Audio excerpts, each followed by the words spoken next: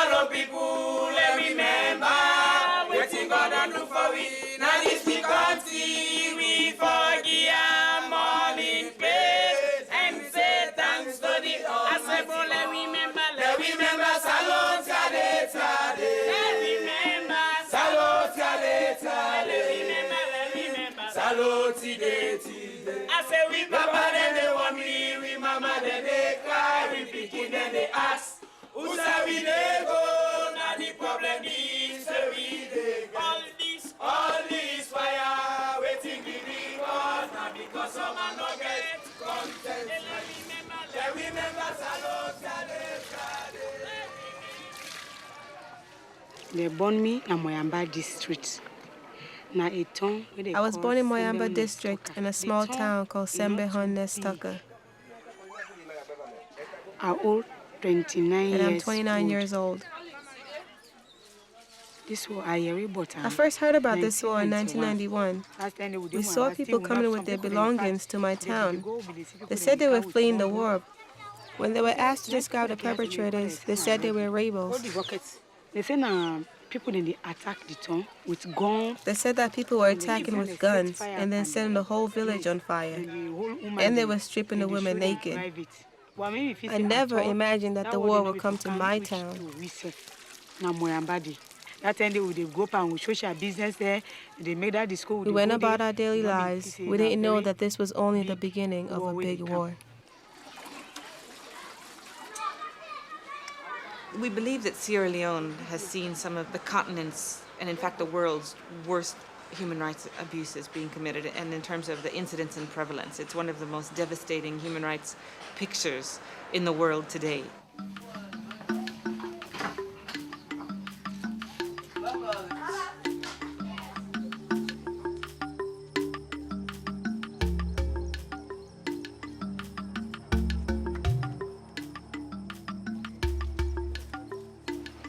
I am 18 years old and I'm from the Cambia district. The RUF abducted me. They kept me for 10 months. When I came from the bush, I didn't have clothes and I still don't have anything. I'm destitute. I'm not the same as I was before the war. I have really gone downhill in my life. So I don't feel good about myself. At least 51% of the population is women, and they are the ones who have had the brunt of it. Our children come from war-affected, and we discovered they were very traumatized. They come here, and for a lot of them, they don't know anybody. They are kind of disoriented, and that physical displacement is symbolic of a mental state.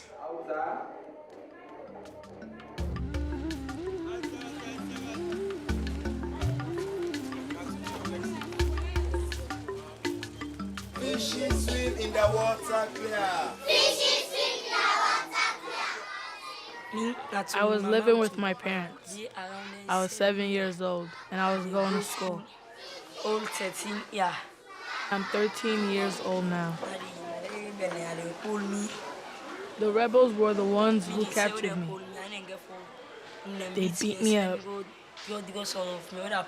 and they forced me to lead them to my schoolmates who they also captured. The primary method of recruitment, characteristically, has been through abduction. So what happens is the rebels need a workforce, they need young fighters so that they go into a village and abduct primarily the young people. And included in that are women who are abducted to be sex slaves and to be the rebel wives, as it were. We characterize the violence against women, particularly sexual violence, as being widespread and systematic. There was a specific operation called Operation Find Woman carried out by the rebels. The combatants would go in households and take away most of the girls or women, and he will take her as a wife even if she's 12 or 13 years old.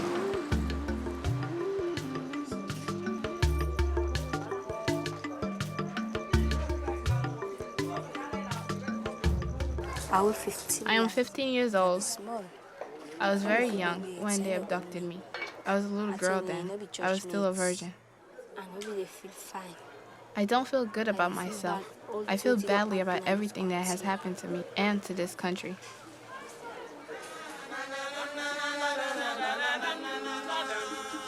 The worst hit are the teenage girls, ages 11 to 22 or 25, because they are the ones who really they don't escape being raped. The future of womanhood in Sierra Leone is in jeopardy.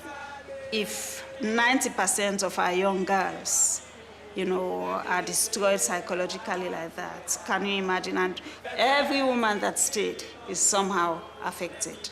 And I don't think anybody escaped.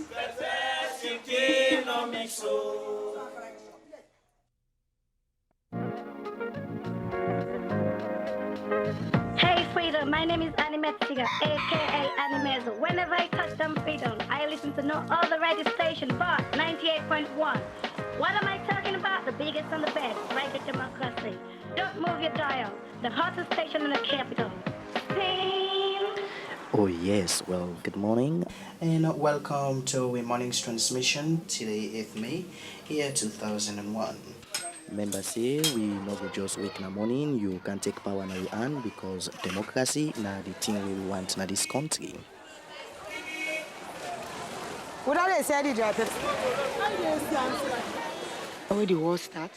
When the war started, we were confident that the Sierra Leone army soldiers will protect us. So we'll not be facing the war will reach in some way. Whether people then come inside, I don't know where the place don't come, then go 1 month after we saw the people who have fled to my town, we had completely forgotten about the war. One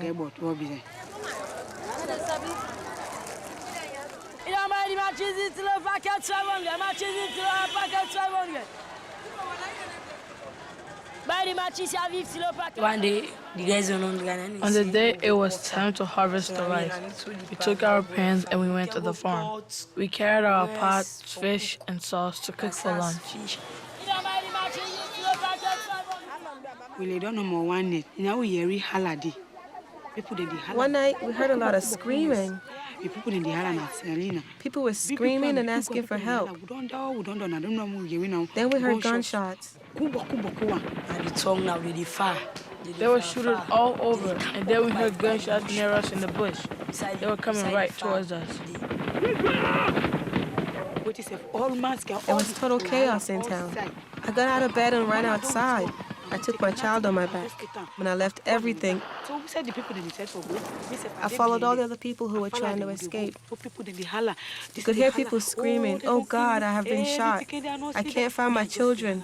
And I said to myself, "God help me, God help me." And me and my brother ran into the bush, but I lost him. He disappeared. And they were shooting and getting closer until they got to me. The man, he only gone. A man holding a gun called me. Then he captured me and put me in a truck.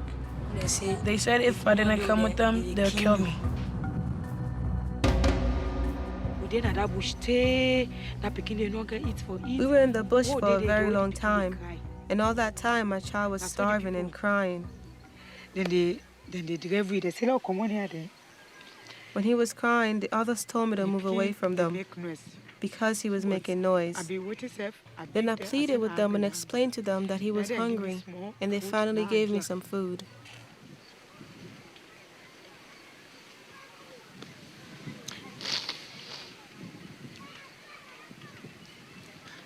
Now they give me small food. Now we give but now come inside the bush quick. We stayed in the bush until one day the soldiers found us. Now they appear away inside the bush. So now they put that gun. And they held us at gunpoint. Then they lined us up and separated us into groups.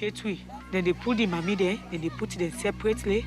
They put the old women, the young boys, and the young girls. Separately. And they picked us one after the other and took us to do the cooking for them. The big man from the place. The boss told me that from now on, I was his wife.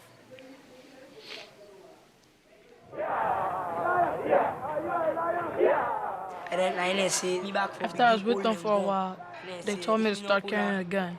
They said if I refused, they would kill me or bury me alive. They started teaching me how to use a gun. This training went on for over 2 years. Although they are victims, they don't know, but they become perpetrators as well. These young people, from what they tell us, the first thing, they are so indoctrinated. Like the first one that steps out of line is shot in front of the others. So that just keeps all the others quiet. And they really, within a very short time, they really get them to conform. Me know they go. I ask you people, I know you there behind me. Not so. Yeah!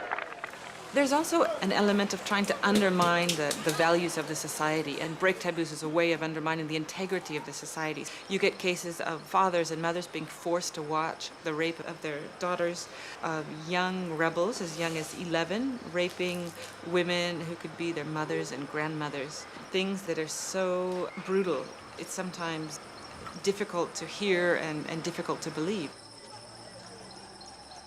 Now you don't tell us, see. They say, Mama, a life. The soldiers asked my mother to choose between her life and my life, and she chose mine. Then they said to her, since she has chosen her daughter, they will take me away. Then they shot my mom, and then shot my dad. They shot both of them in front of me, and then they abducted me.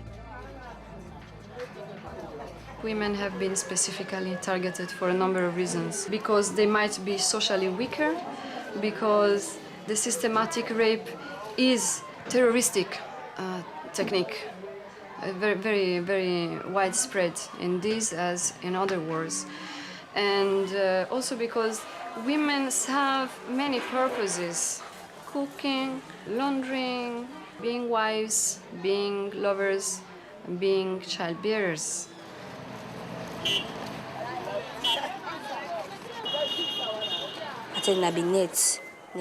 It was nighttime. That's when they started. I said, please, I'm too young. I don't know about men. But they threatened me. They said that if I didn't lie down, they would kill me. I begged another woman to plead on my behalf because I was a virgin. Then they started raping me until I felt exhausted. I told them, but they refused to listen to me. Instead, they kept taking turns raping me. 3 of them were raping me that same night. They raped me non-stop all night until 6 a.m. Then they stopped. They force you. When they use you, they know the combatants rape women violently. I don't know if the drugs they were taking gave them the energy, but they will rape women all night, non-stop. This was the worst experience I've ever had in my life. How has Sierra Leone become such a dangerous place? Our defence correspondent Kevin Dunn has this ITV Evening News briefing. Sierra Leone should be relatively wealthy. It has extensive mineral reserves, including diamonds. But the years of civil war have squandered that. It's now officially the poorest country in the world. These are the rebels of Sierra Leone's Revolutionary United Front, the RUF. They're led by this man, Fode Sanko. Backed and armed by Liberia, the rebels now control most of the country's diamond mines, their trademark being the cruel mutilation of their victims, many of them children. The Revolutionary United Front started from a group of students, and their intention was to change the political system because they were fed up with it. This group actually split sometime in the 80s. One section of it said that they had to go through the armed struggle. And Fode Sanko was mining diamonds when he was recruited to join the RUF. I'm happy today to be with you as the leader of the Revolutionary United Front of Sierra Leone. Later on, the whole military force, the whole army, decided to stage a coup, calling themselves the Armed Forces Revolutionary Council. And the guy who was leading it is Johnny Paul Kurma. He called in the RUF to come in and join him to form a government. And for 9 months, he controlled Sierra Leone. So it is like the AFRC was a regular army who went berserk and decided to become rebels. When you look at other revolutions, like in Latin America, for example, they tried to work with the civilian population. But clearly, the RUF, from the very first operations that they launched into Sierra Leone in 1991, started typifying their behavior through abuses against civilians, because it's about exploiting the wealth of the diamonds and natural resources of Sierra Leone. And civilians are not damaged and abused as a part of collateral damage. It is intended. They are the enemy. They called me Captain. They gave me the nickname Captain C.O. Bobby because I was wicked. Yes, be wicked. They boil coffee. In the evenings, they'll boil coffee and take a white powder and inject it into the coffee. After you drink it, you become brave and feel like doing bad things. They say, okay. They would say to me, okay, go. You're going to Fanta. That means to kill or do bad things. If you get beheaded, when they found a pregnant woman, they would bet on the sex of the baby, and then they would slit the woman's belly. If it was a boy, they would leave the woman. But if it was a girl, they would kill the woman right away, and then they would kill the baby. The targeting of women is not based on ethnicity, it's not based on religion, as in other conflicts, Yugoslavia and Rwanda and so on. But it's actually based on the fact that they are women. We thought they were looking for women, but other people were saying they were cutting hands off and burning houses. So I was afraid that they would cut my hands off. When they got to us, they burned our house, and the RUF abducted me. They didn't call each other by their real names. They had nicknames. Like Alaji Basta Pekin, Killman No Blood, Ginger Rebel. While we were traveling, they raped me.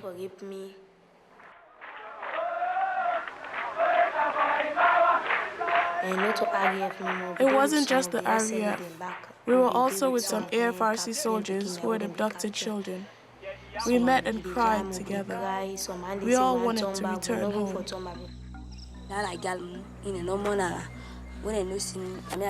They didn't harass the other girls for sex as much as they harassed me. I told them that I would have preferred to be killed with my mother, and they should have killed all 3 of us at the same time. They said no, they wouldn't have killed me because they wanted me since I was very young. Nobody was abducted during our own time. I mean, we see no reason why we should abduct people. Why? I'm a well-trained soldier. I know what is the law of war.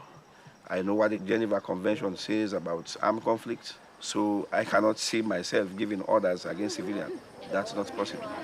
I think that question goes for the RUF, because they are the ones who abduct women, a lot of people. So I can best throw that question to them. 99% of those soldiers that were involved in those attacks are soldiers of Johnny Paul Kuroma. I saw them, I spent some time with them. I will never deny to you that RUF have not been involved. But the type of appalling atrocities they are talking of, I will deny on behalf of RUF, to some extent. To some extent. On the part of women, I'm in a bit doubt. To say RUF is having a woman with him, keeping him, per se, under adoption, I wouldn't deny it, and I will never agree to it. There are women who join the RUF willingly, who are trained as combatants. They are with the RUF. There are some certain stages they are just propagating to you people. It's all relative, who is better than the other one. All of them are bad, but some are more than the others. So all I know is that the RUF damaged this country tremendously. This war has nothing to do with anything of any meaningful significance to anybody whatsoever. It's all a war about greed.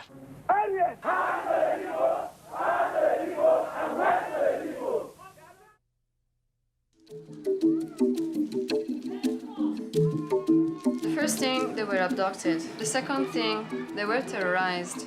Third thing, they were raped. And rape can happen in many ways.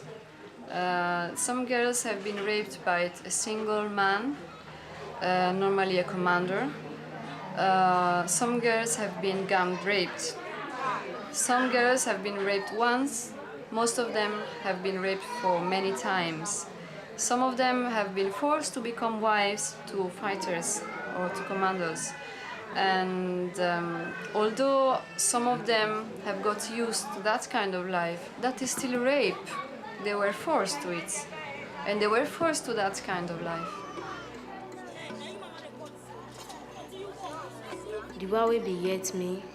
The man who had me liked me so much that he wanted me to be with him wherever he went. The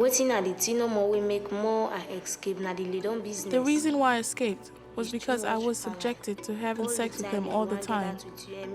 And I'm just a child. He was much older than me. And I was scared.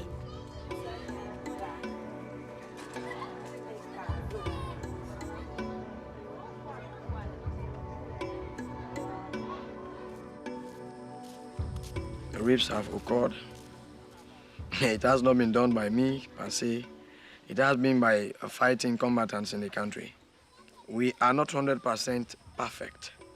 There are some who may like to take advantage of the gun they are having. I have always told them that in terms of war, we expect these things to happen. But what we have told them quite frankly is that any woman who identifies any RUF soldier that have raped her, that soldier will never go free.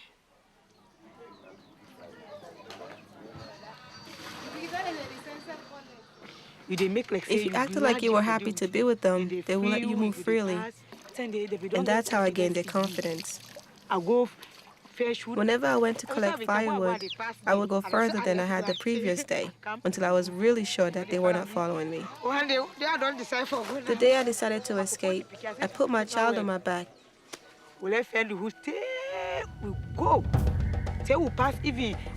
when I left camp, I just kept going to the next town. They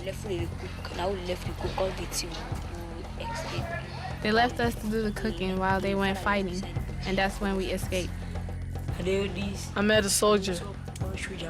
He said if I had grown up, he would have killed me.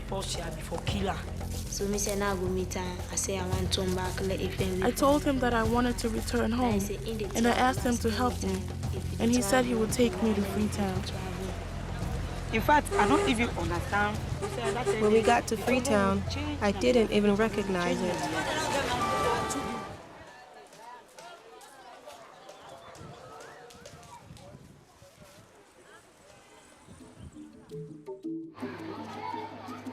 We went on the radio, we went on television, announcing, if you have been raped, come out and let us do something about it.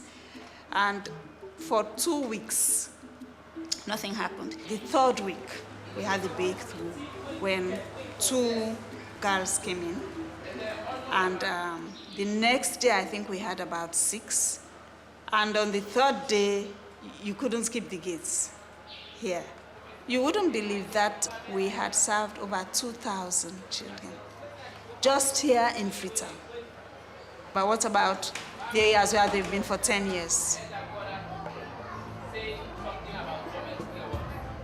We were not taken by surprise, but this doesn't mean that we were not shocked. You would see hundreds of girls coming to the hospital, finding them, most of them had an STD, most of them were seriously traumatized, and most of them were pregnant.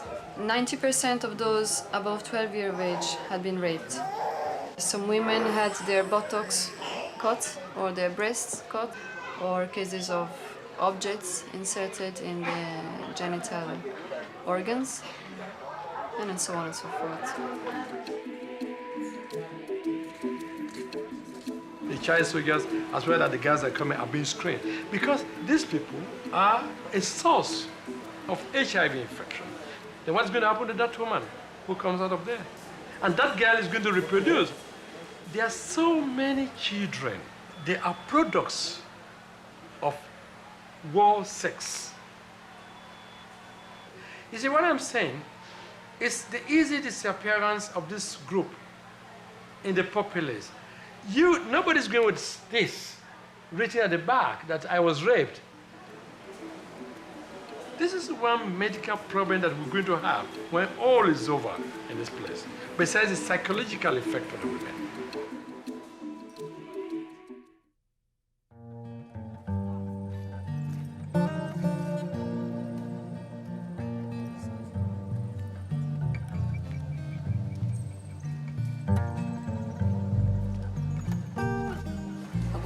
There are 4 of us in the same room. I am the 4th one, because when I came, 3 of them were already staying together. We are like sisters. How they lay down, how they eat, how they wear one clothes, how they do everything. We sleep in the same room. We eat together. We do everything together. And we also hustle together. We all put in money to buy food. We cook and eat, and we go downtown at night.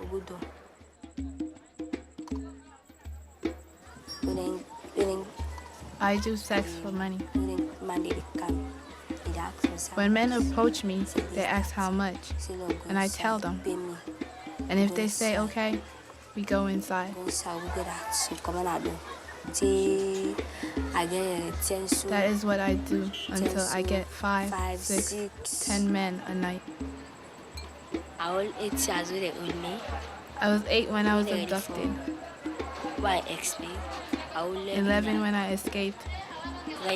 And now I'm 15. Can you imagine a virgin being raped? Somebody who has no knowledge or only heard about sexual relationship by word of mouth, or has never been approached by a man. And if that girl has lived with rebels, she has been used to this multiple sex, multiple partners. Here now that somebody talks to her nicely, civilized, and pays her for her duties, it's quite a different thing. But now you see, she's not in any fear. She's doing it willingly. I think the psychological part of war is worse than any injury you get during the war.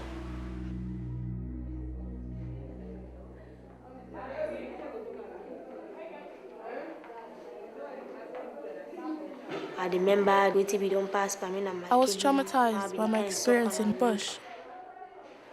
I cried and thought of the opportunity I had lost, on top of the fact that I was pregnant.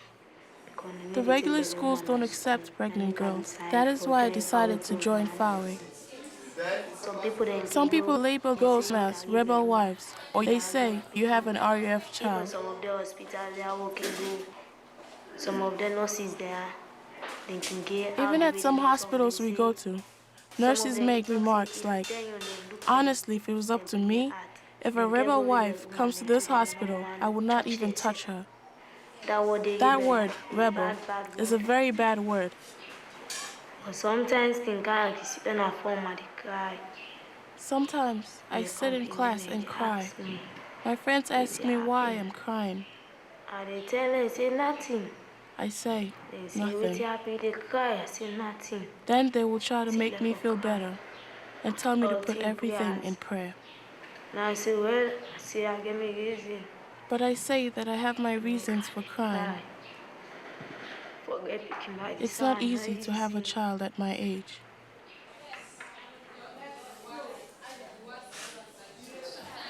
Well, I'm going to myself now a better life.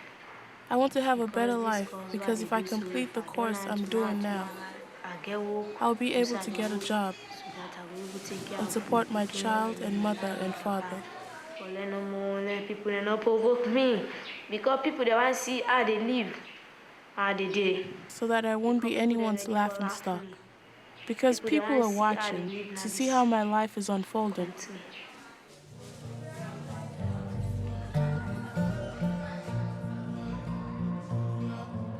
At times, some people there, they can feel say now your own will. You go there. Some people think that you stay with the rebels out of your own free will. They say no, now hold this person, you not be waiting safe. Or some people understand that it wasn't your fault, but others think that you just didn't try to escape. So when they can talk that word, so when someone says something to you, you feel ashamed and very hurt. Some guests showed the signs of acute post-traumatic distress syndromes, acute consequences of sexual abuse, such as psychological trauma, acceptance from the part of the families to accept these girls back is not as automatic as we might think. If you have a child that is a result from rape, he will stay with you. Rape is a wound or scar that might never heal, and we know that very well.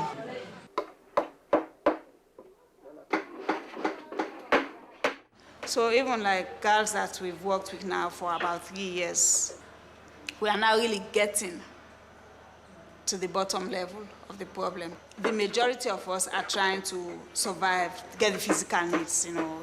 It's when, okay, now you can have your daily bread, then the psychological thing begins to surface.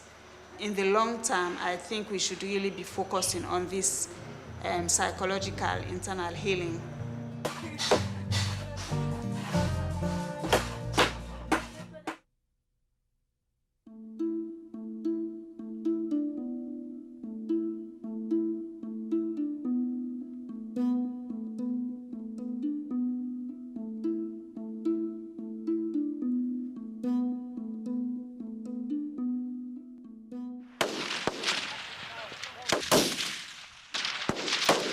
When he starts firing at the target, then you move.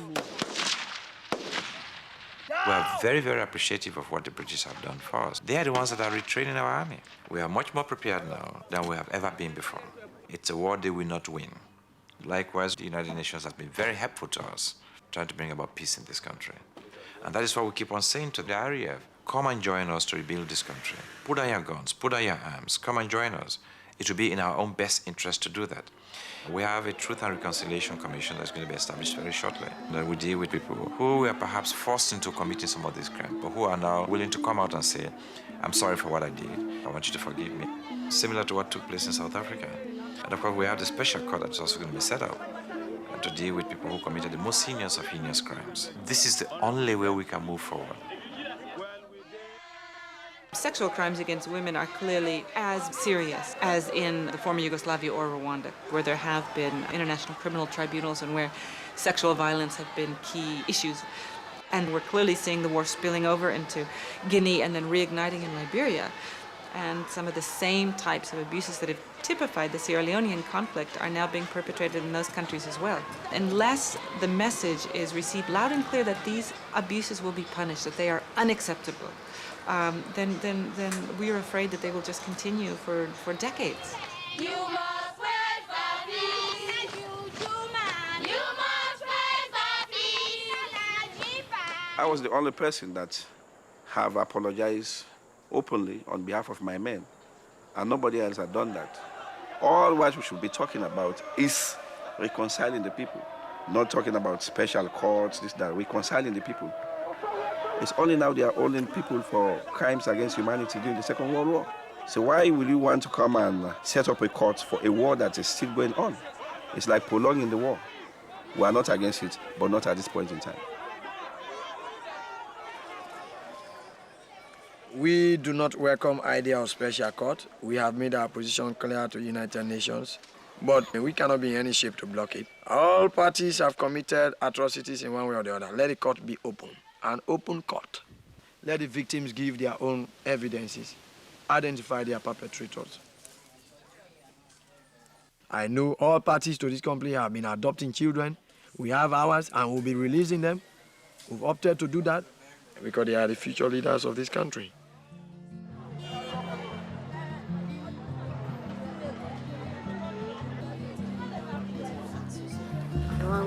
I don't want to go back to McCain because I have no one there to take care of me. There is no life for me there, so I want to stay in Freetown. I like to see them punished for killing my parents.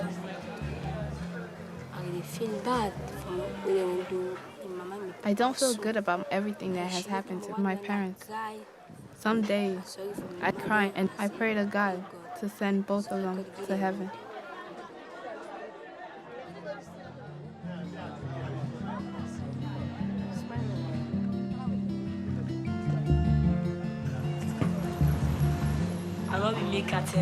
I haven't tried to go home to find my parents. I don't know if they're dead or alive. For now, I live with Auntie Lima. I give her the money I make selling matches. She feeds me and gives me money to buy soap for my laundry.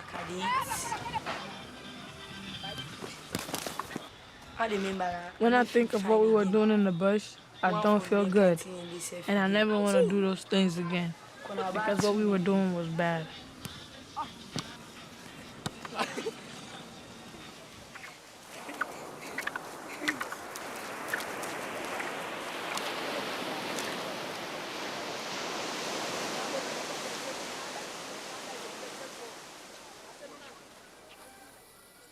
Imagine you are part of a village or a community that had been devastated by combatants. Most of them are children. And then people come to you and say, look, these are your children, you have to take them back. How people would feel in the community. If there is not a real reconciliation process, admitting the guilt, elaborating the guilt, there will be no healing. It will be like a plaster put on an open wound that will just get worse with time. The court will give satisfaction, but it may not heal the society. But how do we sit down as neighbors? No criminal court can do that. If we're looking for society to be healed, we need to use traditional channels. And we discovered there was a process called mediation that women use in peacemaking and peace building. Traditionally, we want to get into the schools with it in peace education. We think we need it countrywide for our children.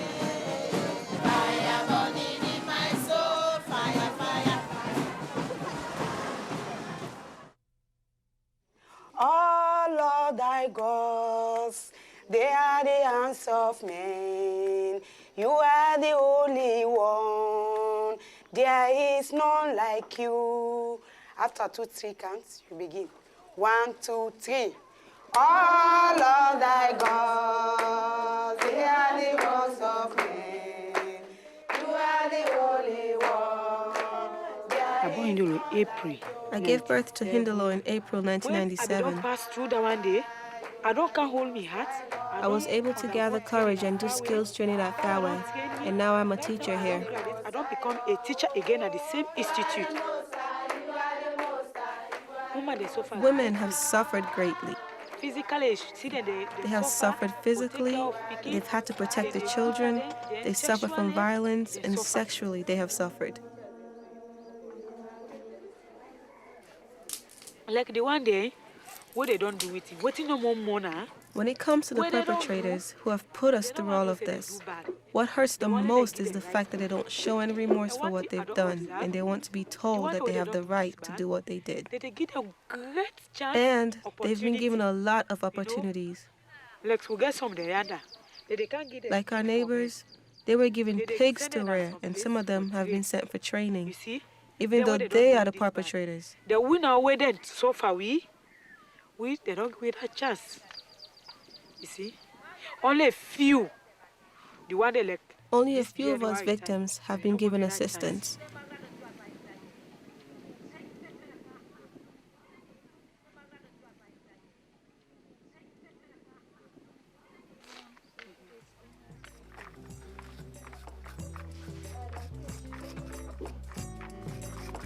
I know they feel fine.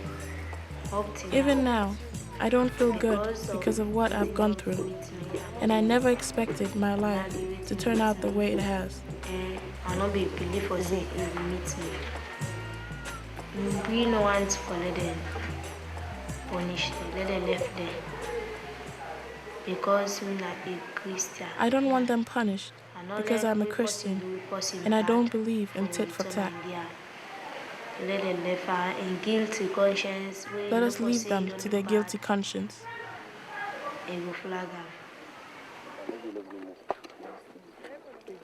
Most of our men are now dead, especially the young people. Our girls and women going back to their villages have to rebuild. They need these skills to give them a place back in their society.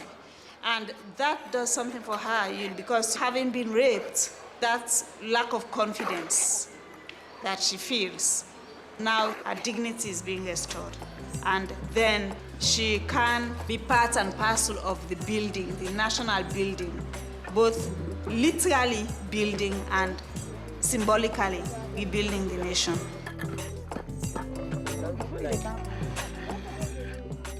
Women are now mobilizing, right? And now getting a common voice. Well, we've had enough. So now we want a change, and we're going to work for the change. I think that is one good thing that has come out of the war. As the war ends and we going into the future, I would see more and more. I can see the age of emancipation of women in Sierra Leone. So I'm hopeful for the future of women in Sierra Leone.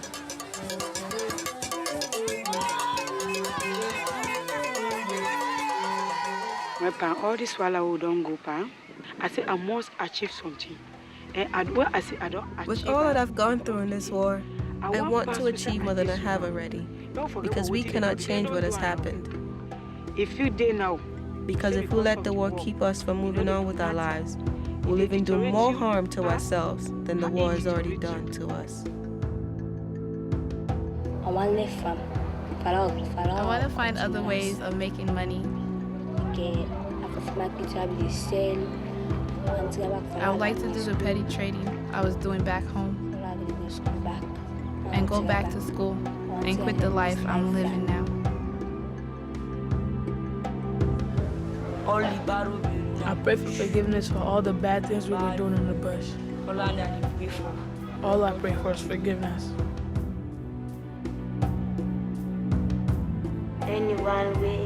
Anyone whose child has been in this war, forgive your children. Try to live in harmony with them. Don't hold a grudge against your children. We're all one and the same people. If bad luck befalls your neighbor, remember that it may be your turn the next time.